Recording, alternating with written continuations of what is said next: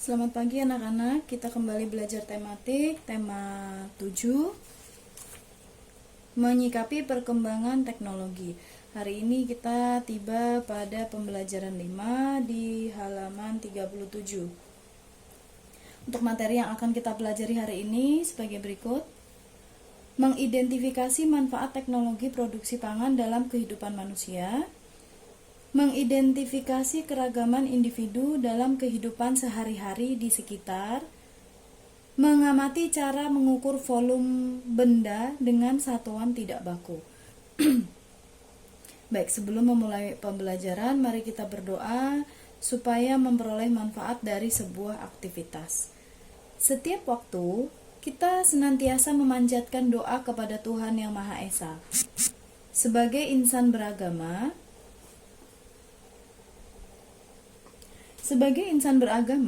kita selalu berharap Tuhan memberikan berkah-Nya dalam setiap hal yang kita pelajari dan menghindarkan kita dari hal-hal yang tidak berguna. Kalian telah mempelajari keberagaman pangan di Indonesia terkait dengan teknologi pangan. Kalian juga telah belajar melakukan gerakan mengapung dalam berenang. Tentu kalian telah memperoleh banyak manfaat dari sana.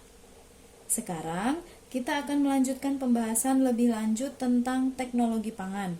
Kita juga akan mempelajari mengukur volume benda dengan ukuran tak baku, serta mengamati keberagaman individu. Oke, materi berikutnya, ayo membaca. Membaca dan mengidentifikasi isi teks. Wayan sedang berlibur ke Yogyakarta. Ia mengunjungi paman dan bibinya. Bibi dan paman Wayan adalah pengusaha tempe dan tahu. Oke, selanjutnya kita akan buka halaman 38. Oke. Kita akan mulai membaca teks berikut yang berjudul Membuat Tempe pada halaman 38. Tolong diperhatikan ya. Saya akan membaca, tolong anak-anak menyimak dengan baik. Membuat tempe. Wayan sedang berada di rumah paman dan bibinya di Yogyakarta. Wayan merasa senang berada di sana karena mereka ramah dan baik. Selama di Yogyakarta, Bibi mengajari Wayan cara membuat tempe dan tahu. Setiap hari mereka membuat tempe dan tahu dibantu oleh beberapa pegawai.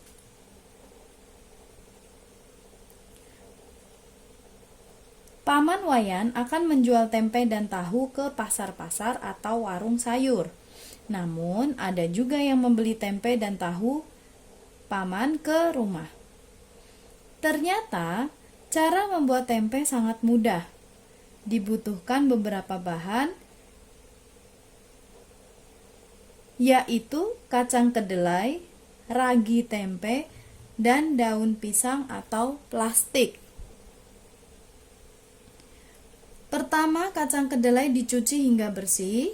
Kalau masih kotor, apalagi masih ada kulit kacang kedelai, pasti tempe yang dibuat menjadi tidak enak.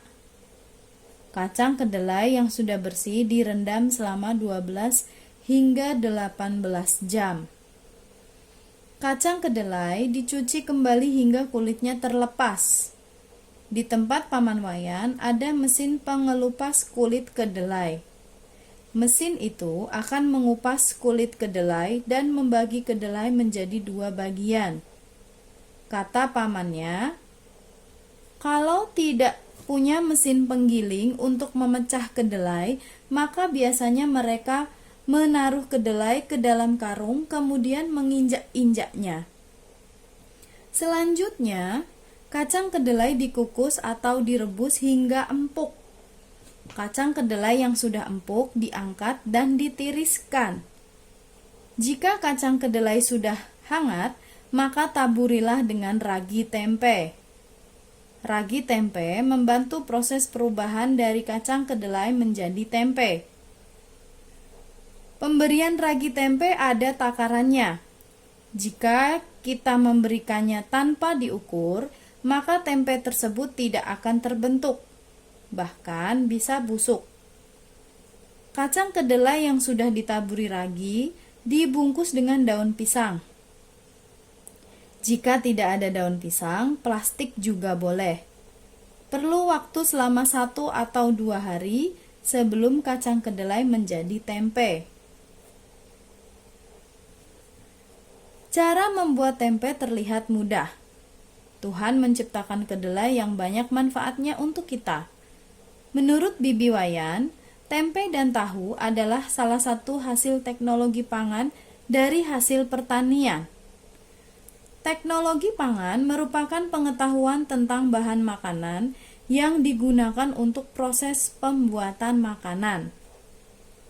Sebenarnya, Wayan juga diberitahu oleh paman dan bibi bagaimana cara membuat tahu. Namun, Wayan masih ingin mempraktikannya di lain waktu. Nah, itu tadi bacaan mengenai membuat tempe. Ya, ada beberapa paragraf dari halaman 38 sampai 39. Jelas ya nak, cara membuat tempe itu sebenarnya mudah. Tapi harus diperhatikan beberapa hal ya, mengenai cara mencucinya, kemudian memberikan takaran ragi itu juga harus sesuai. Setelah itu, jika masih panas jangan langsung diberi ragi, tunggu sampai hangat atau dingin. Kalau sudah diberi ragi baru dibungkus. Dibungkusnya boleh menggunakan daun pisang ataupun menggunakan plastik. Ya, boleh ya. Oke, bagian selanjutnya ayo mencoba. Menceritakan kembali isi teks ini tidak perlu, kita skip. Yang selanjutnya ayo berlatih. Menuliskan proses pembuatan tempe. Nah, sudah ada gambarnya, sudah ada step-stepnya ya. Nih, sekarang kamu sudah tahu proses pembuatan tempe. Togar juga ingin tahu proses pembuatan tempe. Bantulah Togar dengan menuliskan proses yang hilang dalam pembuatan tempe di tempat yang disediakan. Ini tempat yang disediakan di mana ya?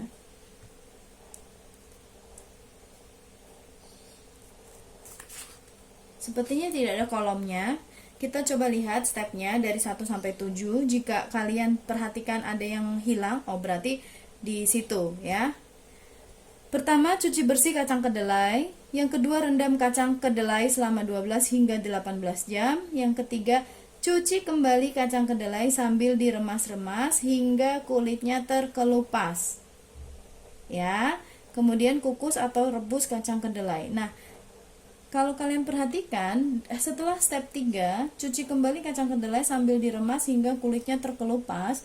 Ini tidak hanya sampai kulitnya terkelupas, tapi iya, kita buat kacang kedelainya terbagi menjadi 2 bagian. Setelah itu baru dikukus atau direbus nih ya. Saya sudah kasih tanda panah. Nah, di sini harusnya ada keterangan kacang kedelai di kupas kulitnya, kemudian dibagi menjadi 2 bagian kacang kedelainya. Bisa dengan dimasukkan ke mesin atau diinjak-injak.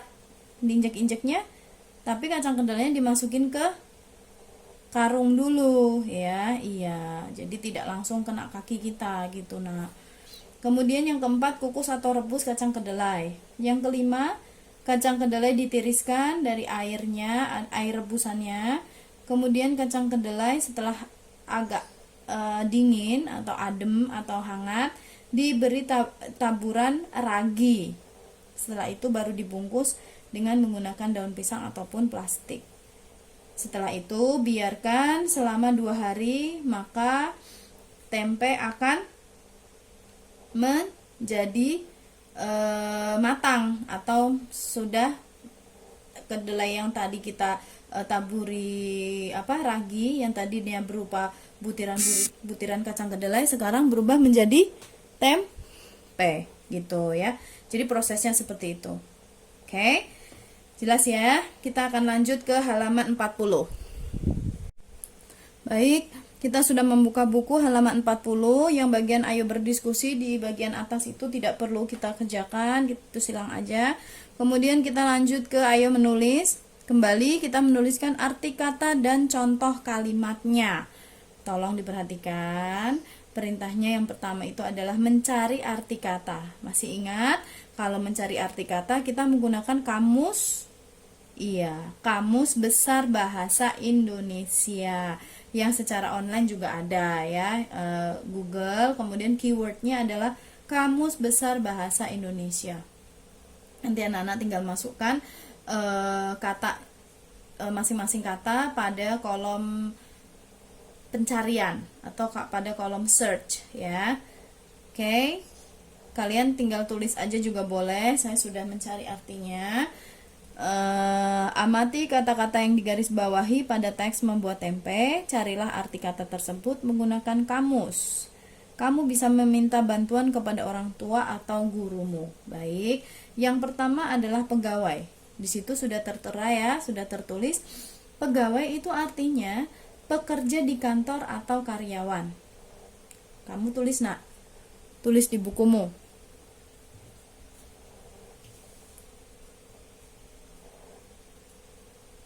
Pegawai adalah pekerja di kantor atau karyawan.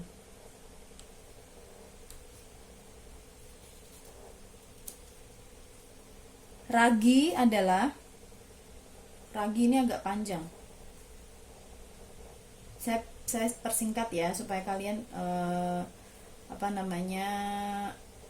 menulisnya juga lebih enak, belajarnya juga lebih enak. Ragi adalah zat yang mengandung ragi atau fermen. Zat yang mengandung ragi atau fermen. Fermen, F-E-R-M-E-N, fermen. Kemudian mesin. Mesin adalah perkakas untuk menggerakkan sesuatu yang dijalankan dengan roda. Perkakas untuk menggerakkan sesuatu yang dijalankan dengan roda. Kukus. Kukus adalah uap dalam kurung asap air panas di sekitar dan di atas titik-titik didih air. Itu namanya kukus atau air dalam bentuk uap. Kemudian teknologi. Teknologi adalah metode ilmiah untuk mencapai tujuan praktis atau ilmu pengetahuan terapan.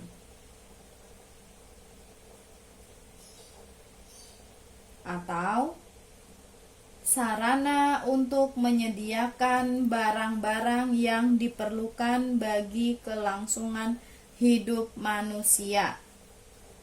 Sarana untuk menyediakan barang-barang yang diperlukan bagi kelangsungan hidup manusia.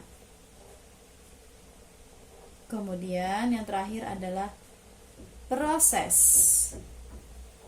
Proses adalah rangkaian tindakan,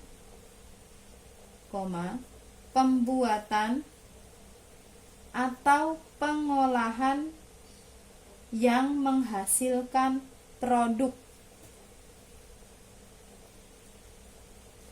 Rangkaian tindakan, pembuatan atau pengolahan yang menghasilkan produk.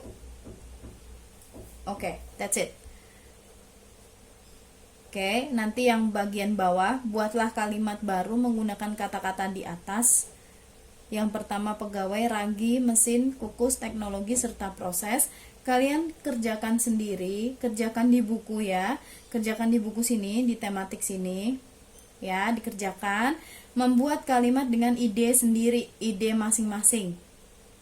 Ya, kalau bisa jangan menyalin atau mencontek dari bacaan yang tadi sudah kita baca bersama. Kalau bisa kalimatnya yang lain, ya, kalimatnya yang lain. Oke, nanti kita bahas pada saat jimit. Guru akan menanyai kalian satu persatu berkaitan dengan membuat kalimat menggunakan kata-kata yang ada di bacaan tadi. Ya, jelas ya. Oke, kita lanjut yang ayo mengamati halaman 41. Mengamati volume bangun ruang. Paman Wayan menunjuk ke arah satu karung besar kedelai. Kedelai-kedelai tersebut hendak dibuat tempe dan tahu. Paman Wayan menyuruh seorang pegawainya menempatkan kedelai tersebut ke dalam beberapa wadah.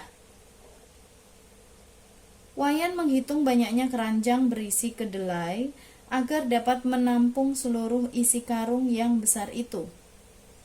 Ternyata ada 8 buah keranjang. Artinya, volume satu karung besar berisi kedelai sama dengan 8 keranjang berukuran sedang. Oke, kita akan lebih lanjut lagi melihat ilustrasinya seperti apa pada halaman 42 supaya anak-anak lebih memahami. Ya. Ya, halaman 42 yang bagian ayo berlatih, kita lanjutkan lagi. Membandingkan volume benda. Amati gambar berikut. Lingkari gambar yang memiliki volume lebih besar atau lebih banyak. Nah, yang mana yang volumenya lebih banyak kalian tinggal lingkari. Oke, nomor 1, karung kedelainya yang mana? Yang volumenya lebih banyak? Iya, yang ini ya, lingkari. Kemudian yang kedua, gelas mana yang volumenya lebih banyak? Iya, yang pertama. Kemudian nomor 3, mana yang paling banyak? Yang ini. Oke. Itu ya. Kita akan lanjutkan lagi halaman 43. Oke. Soal 1, 2, 3 sudah terjawab pada halaman 42. Kita lanjut halaman 43. Nah, yang bagian ayo mencoba itu tidak usah dikerjakan. Kita skip aja. Kita lanjut mendiskusikan percakapan antara Ahmad, Susi, dan Ibu. Mengamati keberagaman sifat individu. Ya. Bacalah teks dialog berikut. Bacalah teks dialog berikut ini. Diskusikan karakter tokoh-tokoh yang ada pada teks. Pertama adalah Ahmad. Bu, tadi pagi aku berkunjung ke pabrik es krim. Sambil melihat-lihat pabrik, kami melihat cara pembuatan dan mencicipi es krim. Kemudian Susi berkata, "Kok kakak tidak dibawakan es krimnya? Itu kan makanan kesukaan kakak." Kemudian Ahmad menjawab, "Kalau aku bawa es krim dari pabrik, nanti meleleh, Kak. Aku tahu kok, kakak suka sekali es krim. Tadi aku membeli es krim di warung dekat rumah, pakai uang jajanku. Ini es krimnya, Kak." Kemudian Susi berkata, "Terima kasih ya Ahmad, kamu memang adikku yang baik." Lalu ibu menjawab, "Jangan lupa berdoa sebelum makan, Susi. Dengan begitu, kamu mensyukuri makanan yang dianugerahkan oleh Tuhan." Nah, itu adalah percakapan mengenai Ahmad yang baru saja mengunjungi pabrik es krim. Ya, percakapan ini terdiri antara Ahmad, Susi, dan ibu. Oke, halaman 44 kita akan mengerjakan latihan soalnya. Ya. Baik, di halaman 44, tariklah garis dari gambar tokoh ke sifat yang sesuai dengan dialog.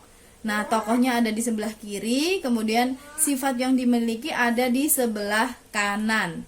Oke, di situ ada ilustrasi atau gambar Ibu, Ahmad, dan Susi dengan sifatnya masing-masing.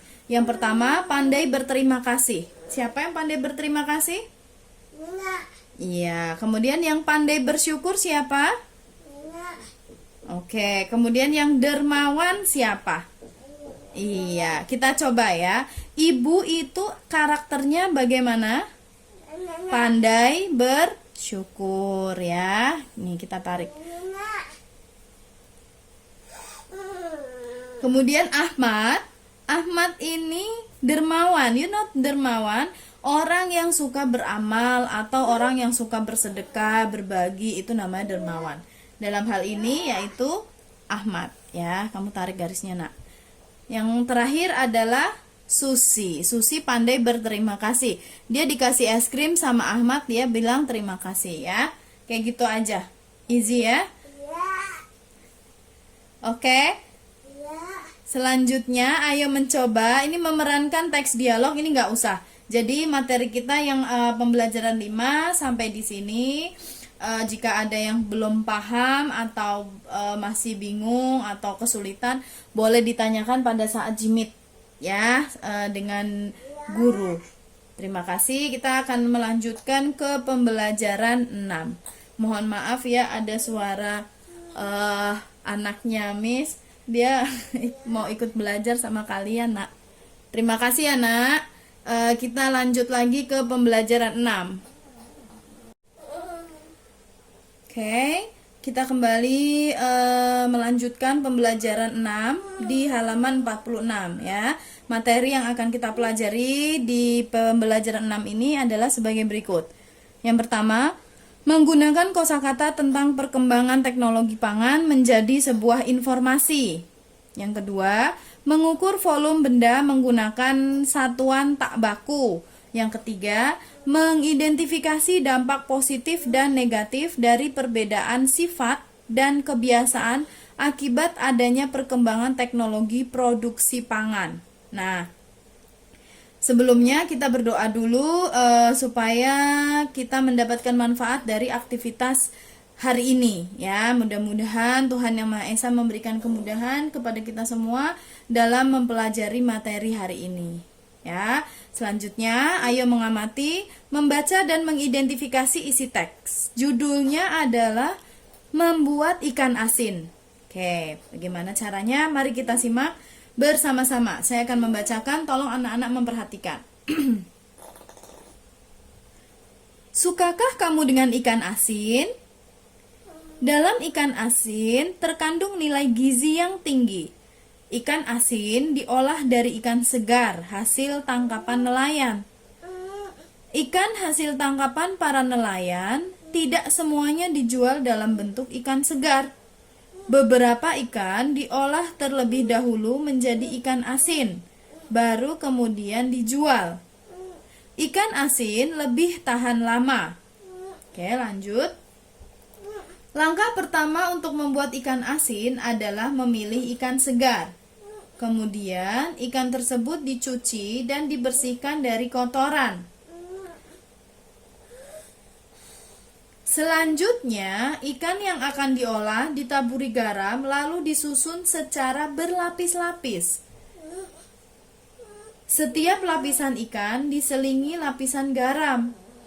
Tumpukan ikan dan garam tersebut ditutup dengan keranjang atau anyaman bambu.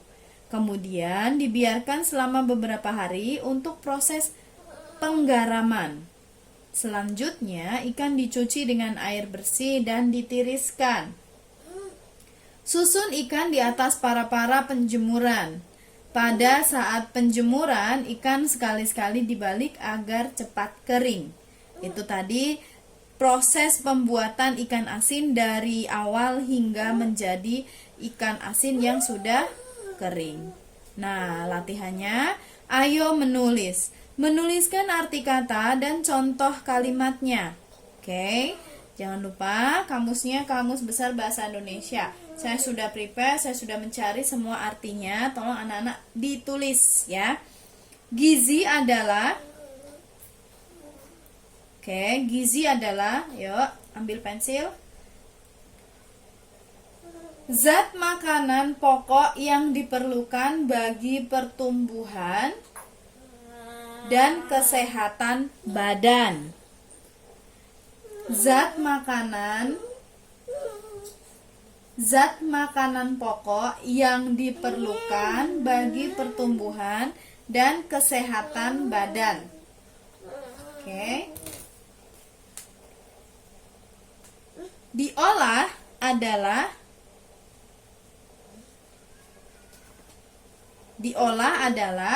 atau artinya diproses ataupun dibuat. Diproses atau dibuat. Ya. Kemudian ditaburi. Ditaburi adalah diberi. Diberi. Ya, sudah sama dengan diberi, sudah begitu aja. Kemudian yang selanjutnya anyaman, artinya hasil menganyam. Anyaman itu hasil menganyam. Seperti proyek anak-anak ya. Kemudian ditiriskan. Ditiriskan adalah disaring dari air.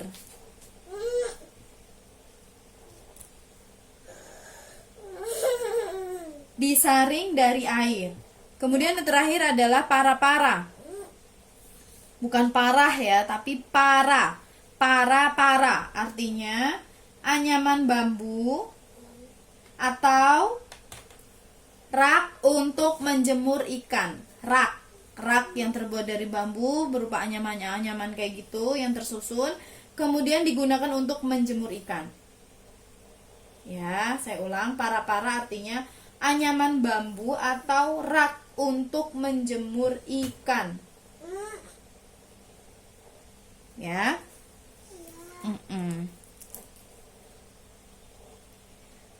Selanjutnya, yang kalimat, membuat kalimat seperti biasa kalian prepare sendiri karena kalimatnya nggak mungkin sama ya, satu anak dengan anak yang lain akan berbeda idenya. Jadi tolong dikerjakan masing-masing. Nanti pada saat jimit guru akan bertanya kepada kalian mengenai pembuatan kalimat ini. Ya. Buat kalimat baru, jangan mencontoh atau mencontek dari bacaan yang ada di atas. Ya. Gizi diolah ditaburi anyaman. Kemudian ditiriskan dan juga para-para. Oke, kita lanjut halaman 48.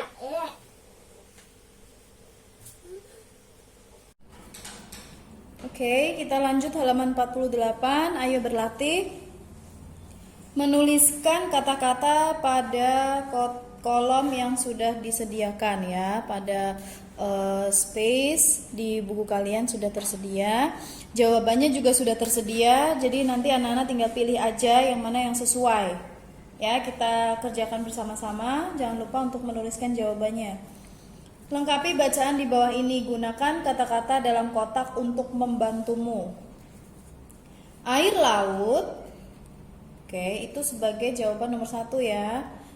Boleh kalian nomori dulu ya. 1, 2, 3, 4, ada 5. Ada 5 jawaban di titik-titiknya. Iya. Air laut titik-titik garam.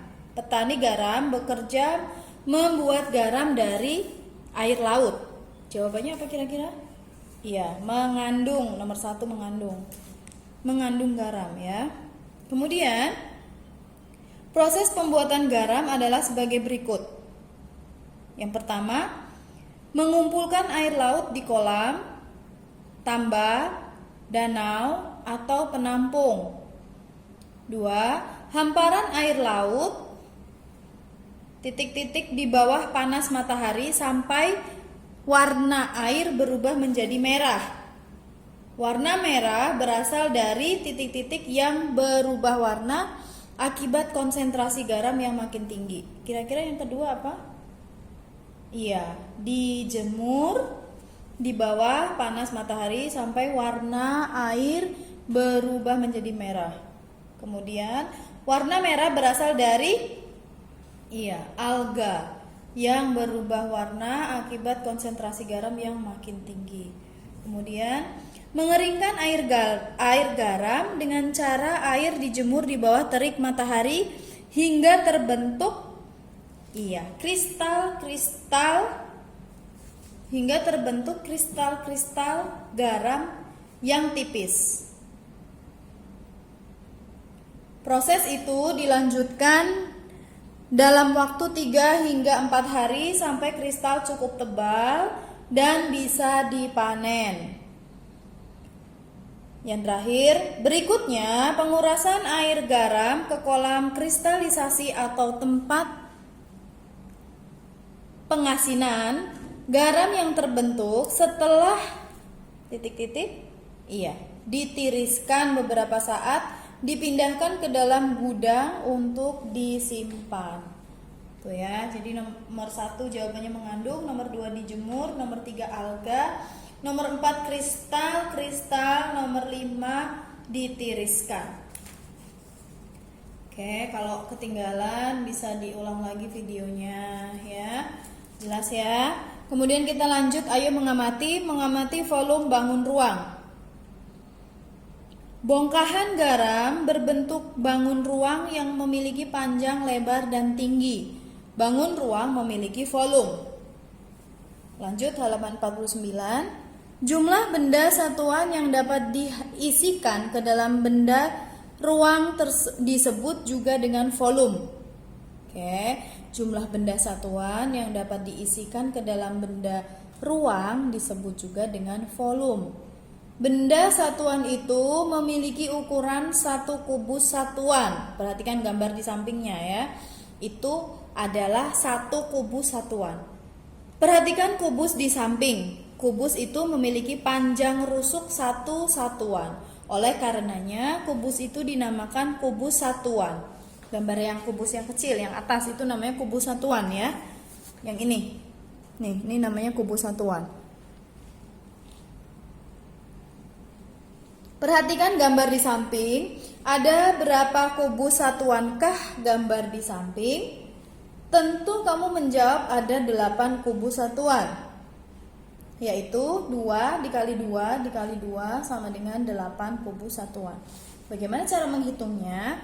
Ini kubus yang vertikal ada 2 ya, 2, tulis 2 dikali 2 dengan kubus yang vertikal lagi, kemudian yang tebalnya atau tingginya. Ini tingginya ya, panjang dan lebar. Jadi ada tiga komponen kalau volume. Jadi anak-anak menghitungnya, sisi yang sini dikali sisi yang sini dikali sisi yang sini. Jadi 2 dikali 2 dikali 2. 2 dikali 2 sama dengan 8. Salah. 2 dikali 2 sama dengan 4. 4 dikali 2 sama dengan 8. Gitu ya. Jadi 8 itu hasil dari perkalian 2 dikali 2 dikali 2. Tuh ya, paham ya? Kemudian ayo kita kerjakan yang ayo berlatih. Ada berapa kubus satuankah gambar-gambar bangun di bawah ini? Di situ sudah ada penyelesaiannya. Anak-anak tolong perhatikan, jangan langsung melihat jawabannya, tapi dicoba untuk memahami atau mengerti dulu bagaimana cara mengerjakannya. Lihat gambar yang pertama, itu ada berapa kubus satuan. Cara menghitungnya sama seperti yang contoh tadi ya. Yang bagian tinggi itu yang berdiri, yang vertikal maksud saya. Nih, yang ini kan ada 4 ya, 4, kalian tulis dulu 4. Kemudian dikalikan bagian yang sini 4 lagi ya, 1 2 3 4. Kemudian dikali 1 2 3 4. Jadi 4 dikali 4 dikali 4. 4 dikali 4 16. 16 dikali 4, ayo berapa? Sudah ada jawabannya Miss di buku Miss, 64. Iya, tapi kamu juga harus hitung ya. Coba itu berapa? Betul tidak 64? Kalau sudah betul tulis jawabannya di situ aja ya. Kemudian yang kedua, yang bawah. Nah, ini cara menghitungnya bagaimana? Ada bentuknya itu sepertinya tidak utuh. Ini bagaimana cara menyelesaikannya? Coba diperhatikan. Yang vertikal kubusnya ada berapa? Coba kita lihat. Yang ini ada 2 ya. 2 tulis dulu. Kemudian yang miring ke sini atau yang horizontal 1 2 3 dikali 3. Kemudian yang sisi satunya lagi ada 4 ya harusnya ya. Nih, kalian lihat. 1 2 3 4. Jadi dikali 4. Ya, kayak gitu. Nanti kalian tinggal kurangkan. Bagian yang hilang itu ada berapa kubus satuan? Ya, paham ya? Yang hilang itu ada 5 kubus satuan ya. Betul, ada 5. 5 atau 3, Nak? Oh, kalau enggak gini aja hitungnya. Sorry.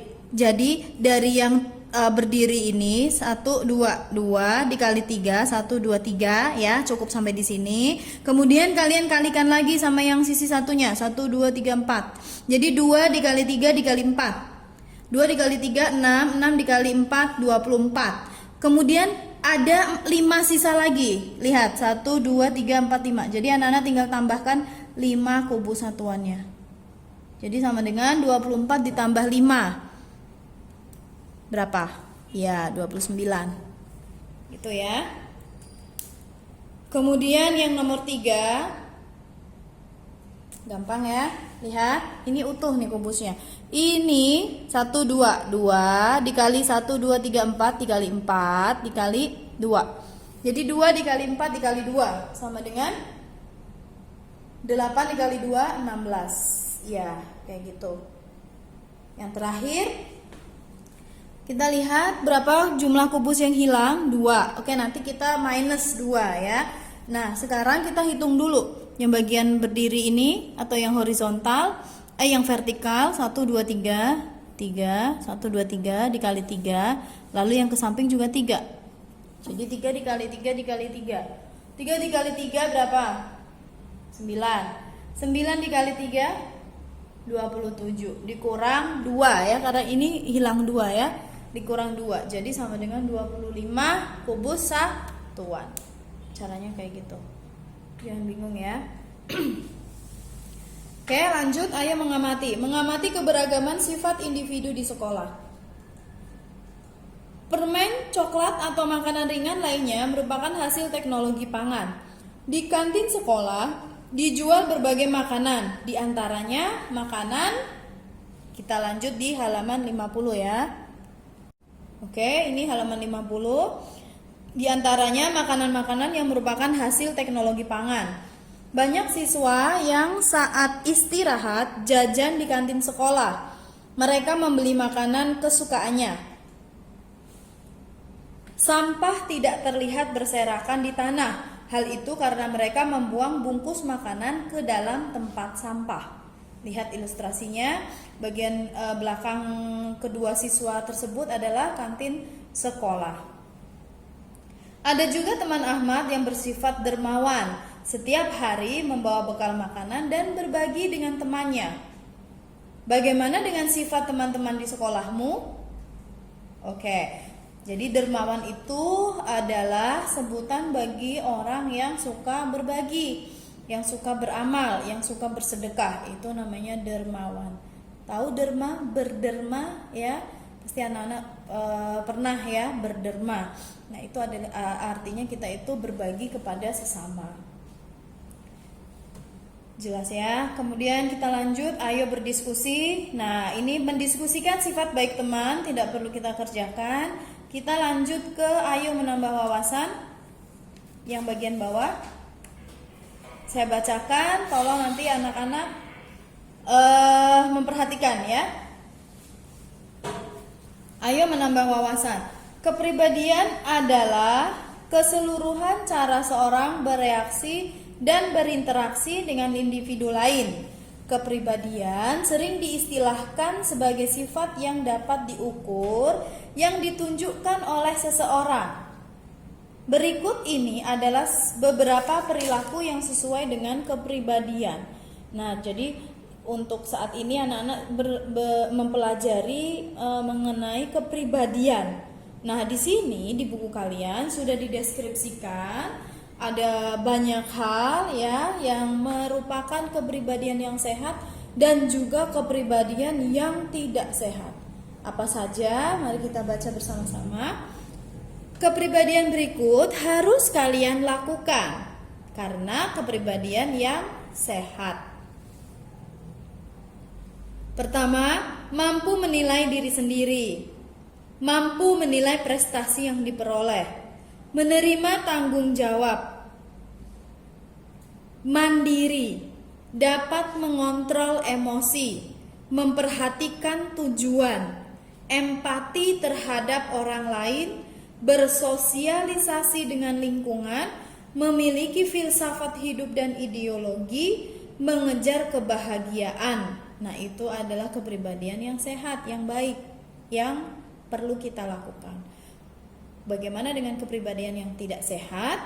Kepribadian berikut harus kalian jauhi, yaitu mudah marah atau tersinggung, menunjukkan kekhawatiran dan kecemasan, sering merasa tertekan, senang mengganggu orang lain, berperilaku menyimpang, suka berbohong, terlalu aktif atau hiperaktif, bersikap memusuhi, senang mengkritik atau mencemooh orang lain, kurang memiliki rasa tanggung jawab, kurang memiliki kesadaran untuk mentaati ajaran agama, tidak yakin menghadapi kehidupan, dan tidak bersemangat menjalani kehidupan.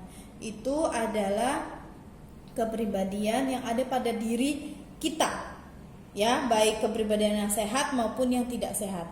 Nah, sebisa mungkin apabila ada muncul kepribadian kita yang tidak sehat seperti yang tadi saya bacakan, itu sebisa mungkin kita harus jauhi atau hindari.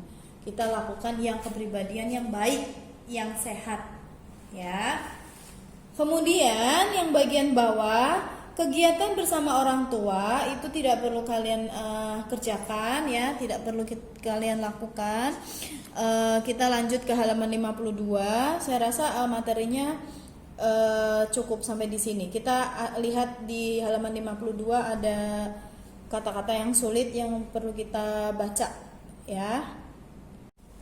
Oke, baik anak-anak, ini adalah halaman 52 akhir dari pembelajaran 6, ya. Nah, di sini anak-anak bisa membaca sekaligus memperhatikan kembali rangkuman yang sudah dibuat. Yang berlatar hijau itu adalah rangkuman pembelajaran selama subtema 1. Nana boleh baca sekilas, kemudian yang bagian glosarium atau yang backgroundnya berwarna biru itu adalah kata-kata yang sulit yang sudah dituliskan arti atau deskripsinya masing-masing. Terima kasih atas perhatian anak-anak. Kita lanjut ke pembelajaran berikutnya di video selanjutnya. Sampai jumpa.